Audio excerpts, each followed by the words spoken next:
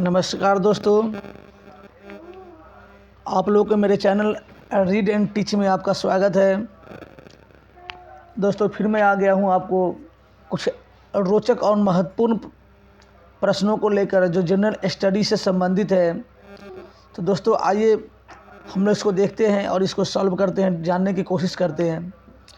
दोस्तों आज का पहला प्रश्न है कि पौधे का रंग हरा क्यों होता है। दोस्तों पौधे का रंग हरा क्यों होता है, तो हम इसको क्वेश्चन देखेंगे कि पौधे का रंग हरा क्यों होता है।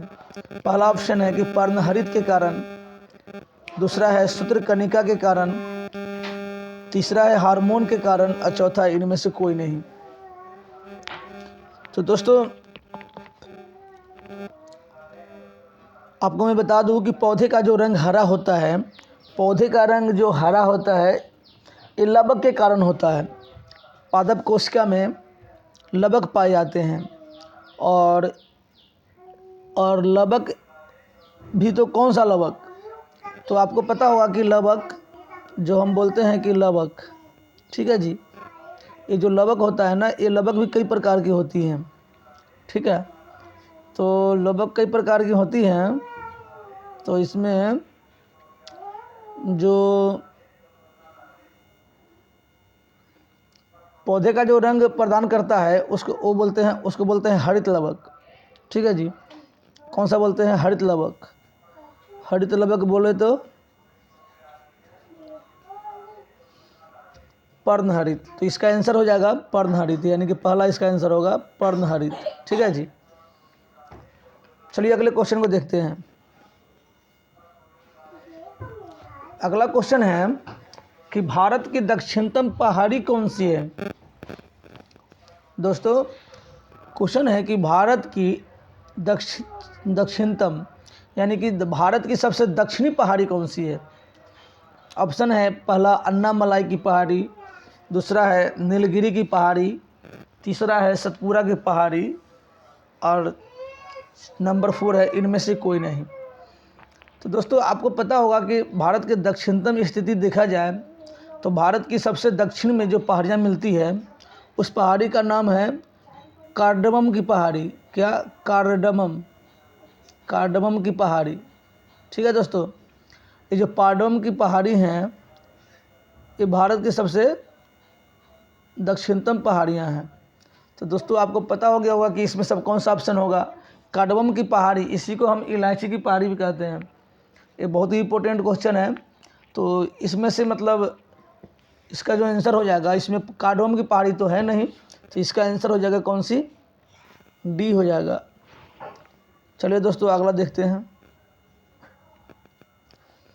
अगला है कि इनमें से किस नदी के उद्गम भारत में नहीं है। कहने का मतलब है कि किस नदी का उद्गम किसको बोलते हैं? मुहाना, जहाँ से नदी निकलती है। तो दोस्तों इसमें है पहला ऑप्शन है झेलम, दूसरा है सतलज, तीसरा है घग्गर। तो आपको पता होगा कि झेलम और घग्गर तो अपने भारत से निकलती है। जो सतलज है, मैं कई बार आपको मतलब क्वेश्चन में लाया हूँ कि सतलज है जो सतलज नदी ये मतलब मानसरोवर से निकलती है। तो इसका आंसर हो जाएगा सतलज नदी, ठीक है जी। चलिए अगला देखते हैं। कह रहा है कि पंचामृत योजना का शुभारंभ भारत के किस राज्य में हुआ है। देखिए कह रहा है कि भारत के किस राज्य में पंचामृत योजना का शुभारंभ किया गया है। ऑप्शन है उत्तर प्रदेश, दूसरा है झारखंड, तीसरा है हिमाचल, चौथा है इनमें से कोई नहीं। तो दोस्तों आपको हाल फिलहाल में आपको पता होगा, नहीं तो हम बता देते हैं कि पंचामृत योजना को अभी जो राज्य स्तरीय योजना शुरू किया गया है, पंचामृत योजना, तो ये योजना मतलब शुरू हुआ है उत्तर प्रदेश में, ठीक है जी। चलिए अगला क्वेश्चन देखते हैं। अगला क्वेश्चन है कि मंत्रिपरिषद की आत्मा किसे कहा जाता है। बहुत ही रोचक प्रश्न है कि मंत्रिपरिषद की आत्मा किसे कहा जाता है। कहने का मतलब है कि मंत्रिपरिषद की आत्मा आत्मा उसको कहते हैं कि जिस पर सारे चीज़ डिपेंड होता है, कि आत्मा अगर ख़त्म हो जाए तो पूरा अस्तित्व मिट जाता है। तो आपको पता होगा कि मंत्रिपरिषद की जो नेता होते हैं वो कौन होते हैं? प्रधानमंत्री होते हैं, और प्रधानमंत्री को ही मंत्रिपरिषद की आत्मा कहा जाता है। तो इसका आंसर हो जाएगा बी, प्रधानमंत्री। ठीक है जी। चलिए अगला क्वेश्चन देखते हैं। अगला क्वेश्चन है कि सौर मंडल के किस ग्रह को भोर का तारा कहते हैं? सौर मंडल के किस ग्रह को भोर का तारा कहते हैं? भोर का तारा कहने का मतलब है कि जो सुबह में भोर में दिखाई देता है उस तारे को। तो दोस्तों इसमें ऑप्शन है मरकरी, दूसरा है वीनस, तीसरा है जुपिटर और चौथा इनमें से कोई नहीं। तो दोस्तों इसमें सबसे जो अहम बात मैं बताने वाला हूँ कि वीनस को ना सांझ का तारा और भोर का तारा दोनों कहते हैं। किसको कहते हैं? वीनस को। ये जो वीनस है ना, इसको हम बोलते हैं भोर का तारा और सांझ का तारा।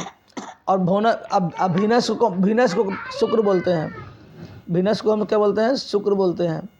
तो ये आपका ये क्या होगा? वीनस आपका आंसर हो गया। चलिए अगला देखते हैं। इसमें क्वेश्चन है अगला कि स्वतंत्र भारत के प्रथम वायसराय कौन थे? स्वतंत्र भारत के प्रथम वायसराय कौन थे? तो दोस्तों यहाँ पर पहला ऑप्शन है सी, राजगोपालाचारी, दूसरा है लॉर्ड माउंटबेटन, तीसरा है पंडित जवाहरलाल नेहरू और चौथा इनमें से कोई नहीं। दोस्तों मैं बता देता हूँ कि स्वतंत्र भारत के प्रथम वायसराय कौन थे। इसको ऐसे भी पूछ सकता है कि स्वतंत्र भारत के अंतिम वायसराय कौन थे, क्योंकि वायसराय उसके बाद ख़त्म हो गए थे। वायसराय की पद ख़त्म हो गया था भारत की आज़ादी के बाद, कुछ दिन के बाद ख़त्म हो गया था। तो आपको क्वेश्चन पूछे कि स्वतंत्र भारत के प्रथम वायसराय या अंतिम वायसराय पूछे, तो दोनों में एक ही होगा और इसका आंसर होगा लॉर्ड माउंटबेटन। कौन होगा? Lord Mountbatten. ठीक है जी, इसका आंसर हो जाएगा लॉर्ड माउंटबेटन। ठीक है जी। चलिए अगला क्वेश्चन देखते हैं। अगला क्वेश्चन है कि भारत को आज़ादी किस योजना के तहत दी गई? क्वेश्चन यह है कि भारत की आज़ादी किस योजना के तहत मिली, या इसको बोल सकते हैं कि भारत की आज़ादी मिली वो किस योजना से? पहला है कैबिनेट मिशन योजना, दूसरा है क्रिप्स मिशन योजना, तीसरा है माउंटबेटन योजना और चौथा है इनमें से कोई नहीं। दोस्तों आपको पता होगा कि हमारे देश की आज़ादी कब मिली थी? हमारे देश का आज़ादी जो मिला 1947 में। तो आपको पता होगा कि क्रिप्स मिशन योजना पहले आ गया था, यानी कि 1942 में। कैबिनेट मिशन आया था 1946 में। आज़ादी मिला कब? आज़ादी मिला हम लोगों को 47 में। तो इसका आंसर हो जाएगा, जो आंसर होगा माउंटबेटन योजना। ठीक है जी। अगला क्वेश्चन देखते हैं। अगला क्वेश्चन है कि लौटते हुए मानसून से भारत के किस क्षेत्र में अत्यधिक वर्षा होती है? कह रहा है कि जब मानसून भारत से लौट रहा होता है तो उस समय भारत के किस क्षेत्र में अत्यधिक वर्षा होती है? तो दोस्तों पहला ऑप्शन है मालाबार तट, दूसरा है कोरोमंडल तट, तीसरा है प्रायद्वीपीय तट भाग और चौथा है इनमें से कोई नहीं। दोस्तों यहाँ पर समझने वाली बात है कि देखिए, कहता है कि भारत के मानसून लौटते समय, तो इसको हम देखते हैं, इसको हम देख लेते हैं कैसे। इसको देखिए कि भारत का मानसून, ये भारत का प्रायद्वीपीय भाग है। आपको यह समझना है कि ये जो है भारत का ये वाला भाग होता है, इसको बोलते हैं पश्चिमी घाट, और इस पश्चिमी घाट को ही बोलते हैं, क्या बोलते हैं हम? मालाबार तट। और ये है भारत के पूर्वी तट और इसको बोलते हैं कोरोमंडल तट। दोस्तों आपको मैं बता रहा हूँ कि जब भी मानसून भारत में आगमन होता है तो इस दिशा से होता है। मानसून इस दिशा से प्रवेश करती है और जब लौटती है तो इस दिशा से लौटती है। लौटते समय मानसून इस तरह से लौटता है। ठीक है जी। तो आप ध्यान में रखिएगा कि जब भी भारत में मानसून प्रवेश करती है तो यहाँ से करती है पश्चिमी घाट से, और पश्चिमी घाट को बोलते हैं मालाबार तट और पूर्वी घाट को बोलते हैं कोरोमंडल तट।